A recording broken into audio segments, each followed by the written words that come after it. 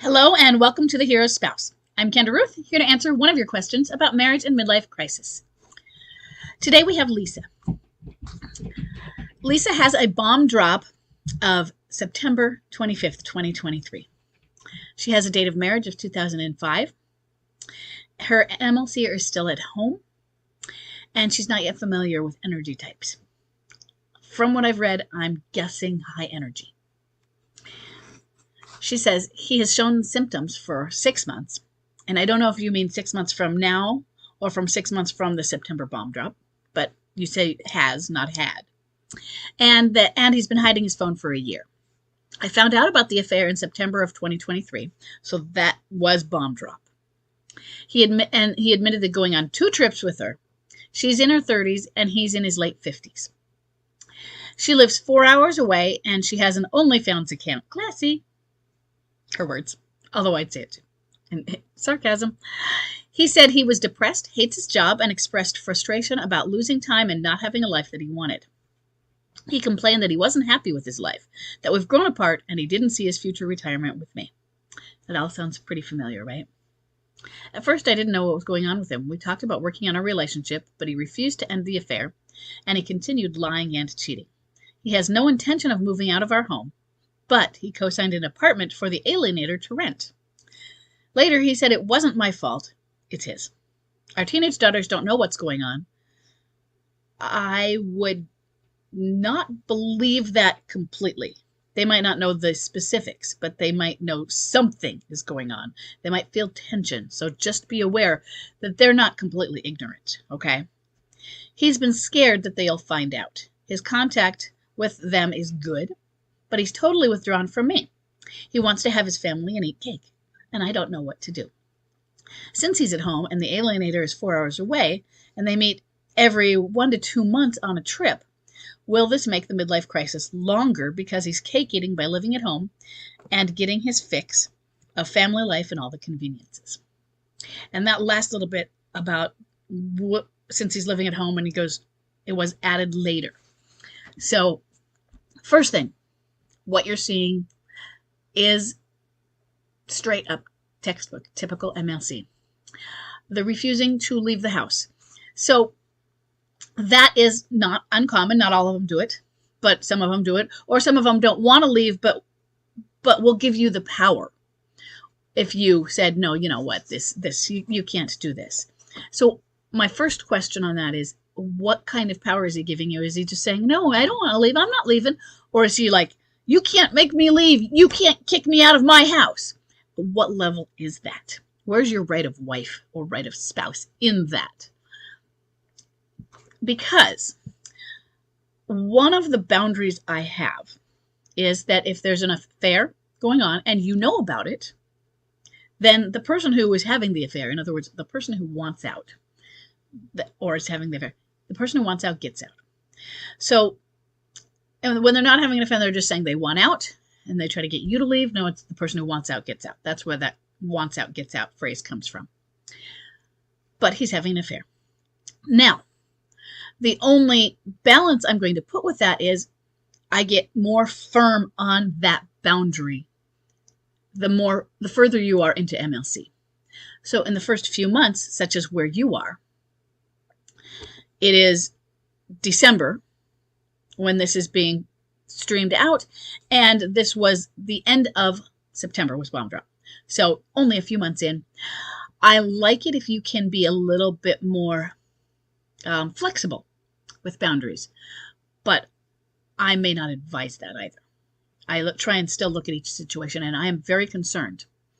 If he is having an active affair, you know about it, he knows you know about it. That's a key. He knows you know. Now, that doesn't mean he pretends you don't know. He knows you know. You discovered the affair, and that was the bomb drop. He knows. First thing, it's like, you can do an ultimatum, but I don't recommend ultimatums. Ultimatums are, you made to make a decision, and it's her or me. You can do things that, if you looked at them, dissected them technically, you could say, well, that is an ultimatum, but you don't phrase them that way. It's like, you know what? It's, you cannot be living here while you are having an affair. And, oh, I'm not having an affair, because let's say he sees her 1 to 2 months, and he's going to tell you after he goes to see her the next time. He comes home and is like, I broke up with her, okay? So fine. Now, that may not be the plan. He's just going to tell you that so that in 2 months he can restart it. What it becomes is, hey, if you're leaving, you don't come back. Intel. Now you add that intel. You don't come back. You're not allowed to house hop. You're not allowed to go out, be with her, and come back. Don't do the choose one of us over the other. It's because he's already choosing that. So you don't want the choose language that is part of the ultimatum. It's if you're going to continue to make these choices. So it's not please make a choice. It's he's already made a choice. Then you can use that word. You have chosen to, not her, chosen her. You have chosen to behave inappropriately. You have chosen to cheat on your marriage. And when you do that, when you commit infidelity against your wife, you're also doing it against your daughters because he's worried they'll find out. So you make sure that it is against them. He is committing an act against them. In other words, it is a betrayal to both of them as well as you. Because a lot of MLCers were like, oh, the kids weren't hurt though. BS. Oh, they don't know about it. They know something. Especially if they're teenagers. They know something is not right, even if they can't put their finger on it. Now, if he's going every 1 to 2 months on a trip, what kind of trip is he going on? Oh, I have to travel for work. Is it that kind? Now, if that's not the norm and that's not the kind of job, then that's not going to fly.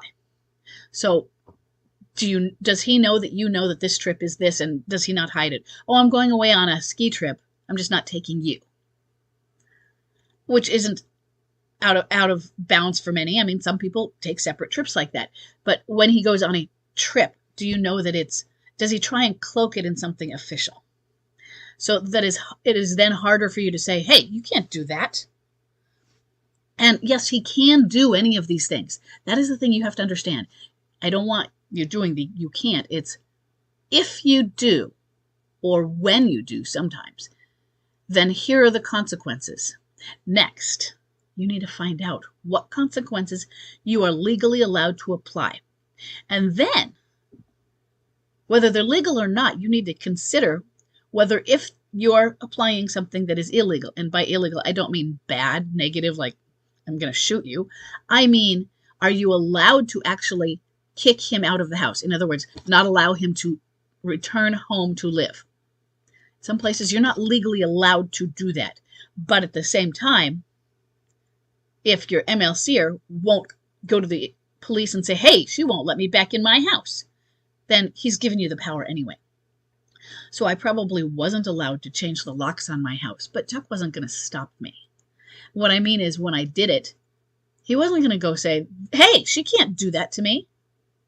And if he'd said, hey, I'm going to do this, you have to give me a key, then I would have just had to have given him a key. I might have tried to hem and haw and take it a little further and see how far he'd take the bluff first, because I know what he would and wouldn't do. But he gave me the power. He recognized the fairness / unfairness of the situation of like, of course she's going to, should be able to do these things to protect herself. I did live in a dangerous area. There'd been a drive-by shooting a few years before. So there's that. But I don't think even if that was in his head, it's like, I keep moving out. I changed the lock. He wasn't actually living at home. It wasn't just that he walked out the door to see her one day and was planning to come back. I locked him out one day. I said, if you go to her today, when she was calling to say she needed to be taken to the hospital, I said, if you do it, if you leave here at 9 or 10 tonight, whatever it was she was calling, you don't get to come back in the morning. I wasn't kicking him out, though, on that occasion, even though he left like 2 or 3 days later again. I was saying, if you choose to go, then you don't get to come home tonight. I'm locking the door behind you when you walk out. And I was trying to say, I'm not mad. I'm just applying a consequence. I did it very calmly. And here's the other thing, which shouldn't have to matter, but I don't know how I knew it, but her medical problem was real. It was just stupid that she was calling somebody who was at least 20 minutes away. Who was toying with her, because we'd been out and he got back and going back and forth about how, no, why would you need me to come? And I told him, okay, sure, you can go, just bring me. And that was really funny. So there were about, I don't know, 30 minutes to an hour where he just played around and they chatted back and forth. So she's not at the hospital then. Then he's 20 minutes away. Her father lived like 2 doors down or something. And she could call this thing called 911, where you can get an ambulance and it comes to you. Her medical problem was real. She later had a hysterectomy a couple months later. And I knew she'd had problems. But that wasn't why I was mad at him. But why I refused to be angry in an overt way. I'm angry at the situation. But those doors were locked. He did not come home that night. And he knew it. And he did come back the next day. And he told me what, she went to the hospital and all this stuff. I didn't feel good or bad for her. It's just, okay, what you did wasn't allowed. And he left, and he was in the process. I could feel the energy that he'd been getting ready to leave again anyway. But when I did that, I think it was 1.5 years, 1 3/4 years in. You're so much earlier. You're going to need to figure out how to do this. Because somebody who is having an open affair, open means you know about it. Open doesn't have to mean everybody else knows. He can still be hiding it from the rest of the world. The only public is you. That's not allowed. It's just not allowed.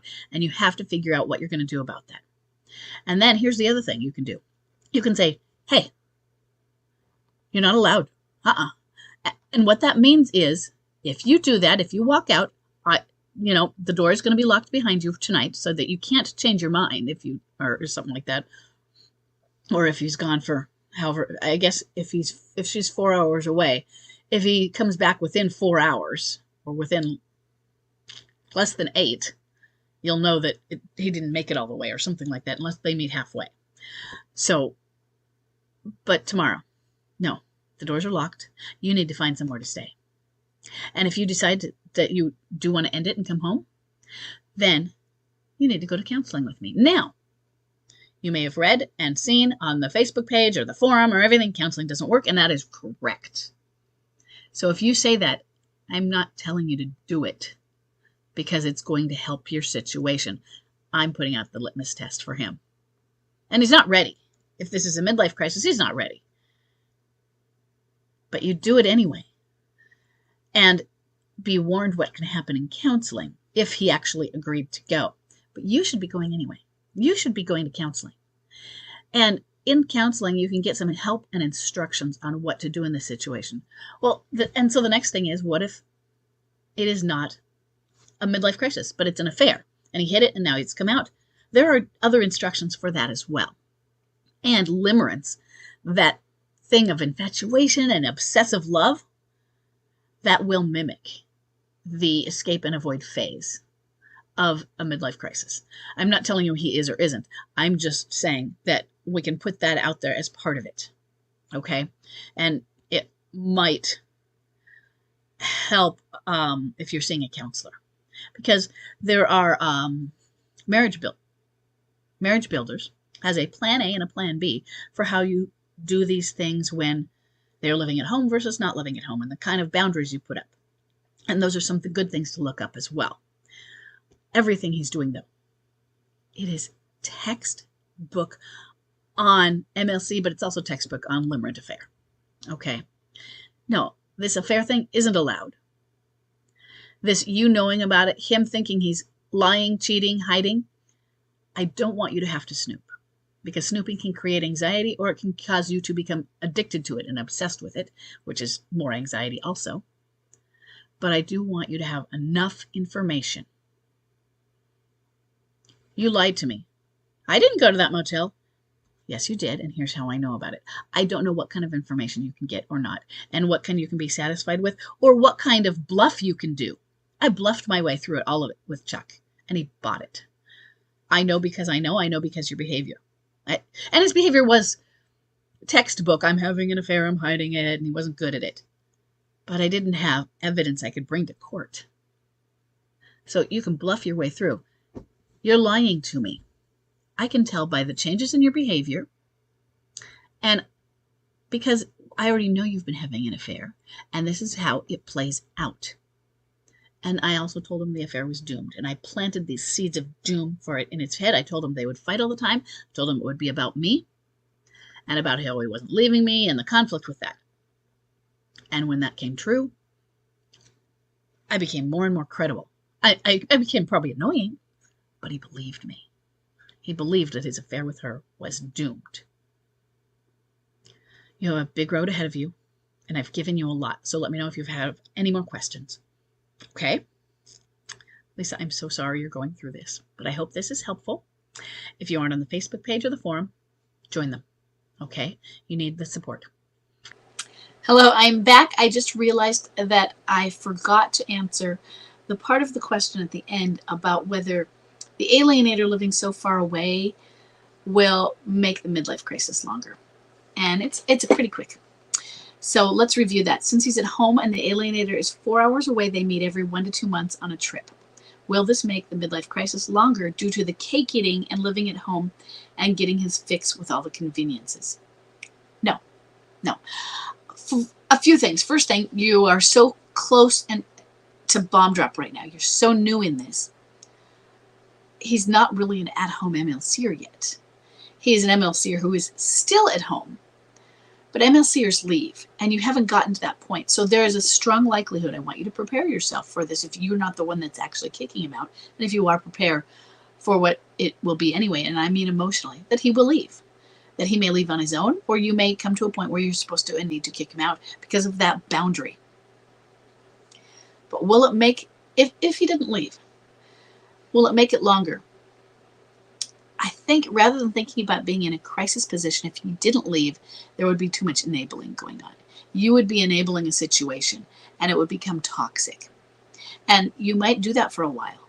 And because it becomes toxic, it might not last. And I don't mean your stand. Although the more toxic it becomes, the more difficult it will be for you to stand because you will feel resentful. You'll feel that he burned his bridges. You will just feel he's a jerk. I don't ever want to be with this person. It'll be so much harder to heal from it. But in general, will being at home and having a distance where they don't get to see each other as much make the midlife crisis longer? No. It will be as long as it is because of the holes in his developmental gaps he needs to fill. That doesn't mean there aren't things that can elongate it. Yeah, sure there are. Emotional blackmail, which is very common, could keep him stuck in it for a while because of the guilt. But that's also part of it, is the emotional blackmail that an alienator might be putting onto him and keeping him, well, I have to keep pleasing her. I can't leave her because of the consequences, because of what she'll do. I'm afraid of what she'll do. That may come later in an affair. Cake eating, getting his family fixed, yes, that is a problem. I, at this point, also want to remind you how earlier, it's been a few hours since I made my initial recording, so I'm going from memory. Earlier, I talked about how I am wary of too strong of a kick-out boundary in this beginning point. And yet, because you know about the affair, he knows you know about it, it's a serious, serious cake-eating issue. In the beginning, I often want them to have a little bit of cake. I want to build a foundation upon which they can return. And so when I say give them cake, it doesn't mean allow them to be abusive and allow them to have two worlds. It means show them the good things. Show them the positives. Be positive. Show them something that they would be missing. You're building a foundation for a later return when you do that, which is why sometimes I call it a tidbit of cake. But if he is allowed to have a wife in the kitchen and a whore in the bedroom, why stop? Why wouldn't he keep doing that? Well, oh, his daughters find out, then he goes. Because they tell him to go or whatever happens with that. But if you're okay with it, or you're acting okay with it, and the alienator well, this is all I get. I'm going to let it go. What's to stop him? Why would he stop? Which is why I say, why?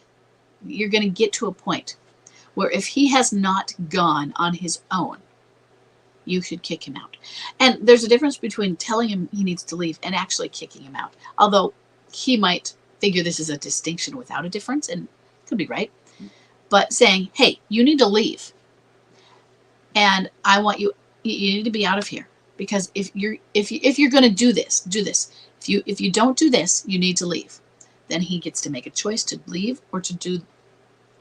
And understand in MLC, if he says, oh, I've chosen to stay, the affair's not over. Or if it is over, it's only over temporarily. Sometimes they really mean for it to be over. It doesn't work that way. It's not going to make it longer because the midlife crisis isn't about the affair. Okay? But he does need to get out there where he's not cake eating because it's damaging you. It's not allowing you to heal, and it's doormatting.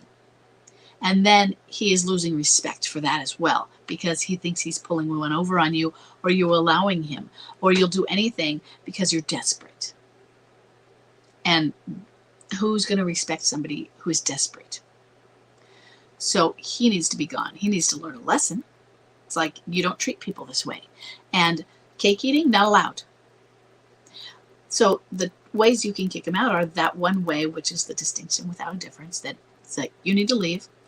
If you're going to do this, if you're not going to do this, then we'll go a different path, basically. But it's not going to really come to that, even if it feels like it does. He's going to keep going on the affair. And then he's chosen. So that is, he chose to leave based on his actions. Hey, hun, I didn't kick you out. You chose to leave. Then there is the absolute refusal to leave. And remember, you have to check the law. Okay? Absolute refusal to leave, so you pack his bags, and they are out there. They are put out in the... I did it with my husband. I took Chuck's bags. I just packed 2 bags. I put them in his truck because he had taken the motorcycle. And when he got home, he came through our back alley on the motorcycle, came in the back door, and I literally escorted him through the house to the front. Said, your bags are out there. Go. And he knew, because I had repeated this over and over again. This was 3 years. 3 years? So, yeah, 3 years in, almost 3 years into the crisis. And I had repeated it.